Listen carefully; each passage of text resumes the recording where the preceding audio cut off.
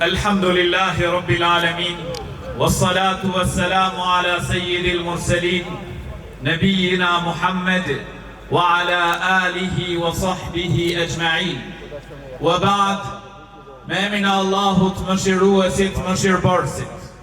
Zotin e botrave falenderojmë dhe vetëm prej tij ndihmë dhe falje kërkojmë.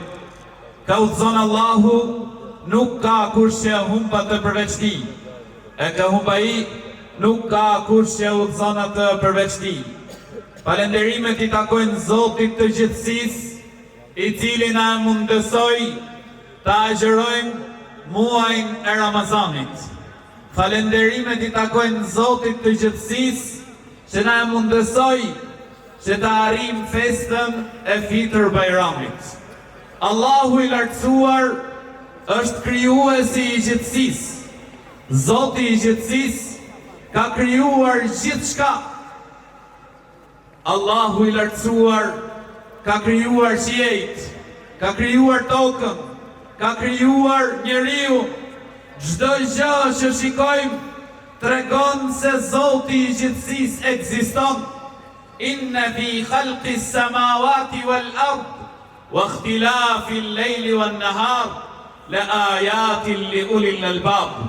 Me të vërtet, në krijimin e qiejve dhe tokës, në ndryshimin midis natës dhe ditës, thot Zoti I gjithësisë, ka argumente për ata që kanë intelekt. Vllai I nderuar, motër e nderuar, Allahu I lartësuar thot në Kur'an: "Wa fi anfusikum afala tubsirun." Dhe në vetet tuaja, a nuk e shikoni? A nuk meditoni? Dhe njeriu duhet të meditoj në veten e tij. Allahu I lartësuar në Kur'an I përgjigjet atyre mohuesve, të cilët e mohojnë ekzistencën e Zotit me kryenësi. Thot: "Am khuliqu min ghayri shay, am humul khaliqun." A mos vallë u krijuan nga hiçi? Apo a mos vallë ata janë krijuesit? Mendja e shëndosh, logjika dhe shkenca e mohon që hiçi të krijoj gjithçka, që hiçi të krijoj diçka. Nuk e pranon një mendje e shëndosh që hiçi të krijoj diçka, asgjëja të krijoj diçka, sepse I mungon asaj inteligjenca, I mungon asaj vullneti, I mungon forca. Atëherë vetë logjika e njeriu e çon se ka një krijues, e ai është Allahu I lartësuar, krijuesi I gjithësisë, Zoti I gjithësisë. Allahu I lartësuar ka krijuar gjithçka në këtë dynja që është në shërbim të njeriu. Është në shërbimin ton, rrezet e diellit, rreshjet e shiut, gjithçka që shohim është në dobin tënde o njeri. Wa in ta'uddu ni'matallahi la tuhsuha. E nëse do të nisni të numëroni mirësitë e Allahut, nuk do të arrini të numëroni ato. Janë të shumta. Mirësia e familjes, mirësia e shëndetit, mirësia e fesë, dhe mirësia më e madhe që Zoti I gjithësisë ju ka dhënë njerëzve është dërgimi I pejgamberëve, zbritja e librave hyjnor, dhe I dërguari I fundit vula e profetëve është Muhamedi sallallahu alaihi wasallam. E libri I fundit hyjnor që ka zbriti madhi Zot është Kur'ani. Zoti I gjithësisë na ka krijuar me një qëllim, që ta adhurojmë Allahun e lartësuar një të vetëm, mos I bëjmë atij shok në adhurim. Zoti I gjithësisë thot në Kur'an: "Wa ma khalaqtul jinna wal insa illa liya'budun." Gjindët dhe njerëzit I kam krijuar vetëm që të më adhurojnë. Na ka kriju Zoti I gjithësisë me e njoh atë, me e madhuru atë, me adhuru atë, me rënë shahadet, me thënë la ilaha illallah, Muhammedur Rasulullah. S'ka Zot përveç Allahut, askush dhe asgjë nuk meriton të adhurohet me të drejtë përveç tij. Muhamedi është I dërguar I Allahut.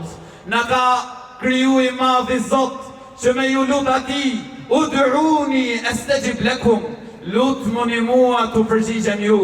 Vlla dhe motër, Zoti i gjithësisë na sollin këtë dynja, ku është e mira dhe e keqja, na sollin këtë dynja, ku rruga e drejtë e rruga e shejtanit, na sollin këtë dynja, ku ka gëzim dhe hidrim, në mënyrë që ne jemi në sprovë, jemi të sprovuar e të shikojmë se cili prej nesh do të zgjedh rrugën e drejtë, cili prej nesh do t'i bindet Allahut lartësuar, cili prej nesh do të veprojë ashtu siç ka urdhëruar i Madhi Zot.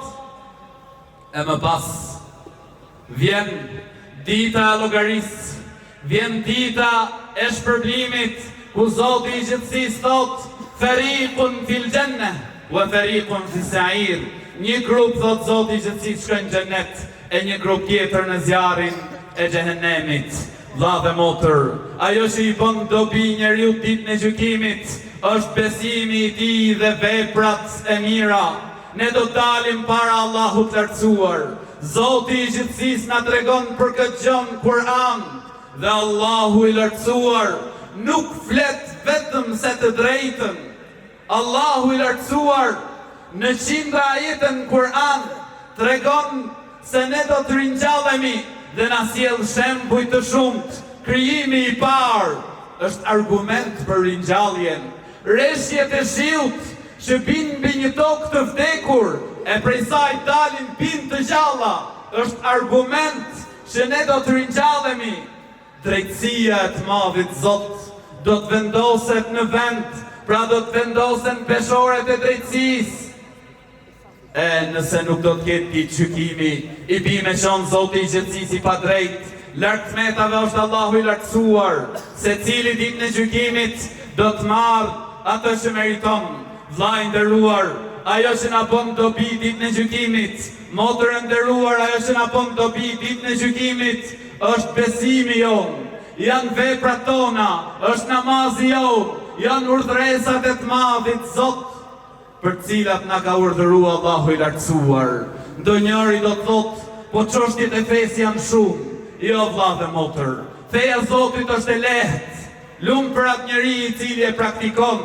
Kush thot shahadetin me bindje të plot, ashhadu an la ilaha illa Allah wa ashhadu anna Muhammeden abduhu wa rasuluhu, dëshmoj se s'ka zot tjetër përveç Allahut, askush dhe asgjë nuk meriton të adhurohet me të drejtë përveç tij. Muhamedi është i dërguari i Allahut. E thot këtë fjalë me bindje të plot, se ka botë tjetër, se ka xhenet, se ka xhehenem. Atëherë ky njeri me lejen e Zotit gjithësisë e fiton xhenetin. Xheneti fitohet lehtë. Largoju idhujtarisë, largoju lutjes drejtuar dikujt tjetër përveç Allahut. Mos ju lut varreve, mos ju lut njerëzve, mos ju lut burrve e drujve, por lutju vetëm Zotit të gjithësisë, se Allahu i lartësuar na ka urdhëruar në Kur'an që me adhuru vetëm atë.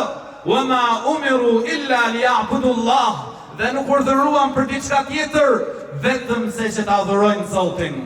Vllai i nderuar, fitimi i xhenetit është i lehtë, me fal namazin. Kush i fal 5 vaktet i premtohet atij xheneti. Kënaqësia e Allahut të lartësuar është në kënaqësinë e prindërve.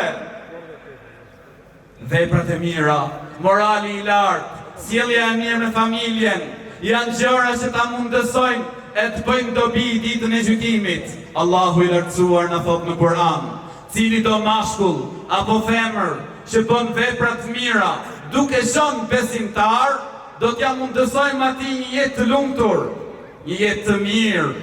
Dhe në fund Zoti i gjithësisë premton shpërblim të madh për këtë njeri në botën tjetër.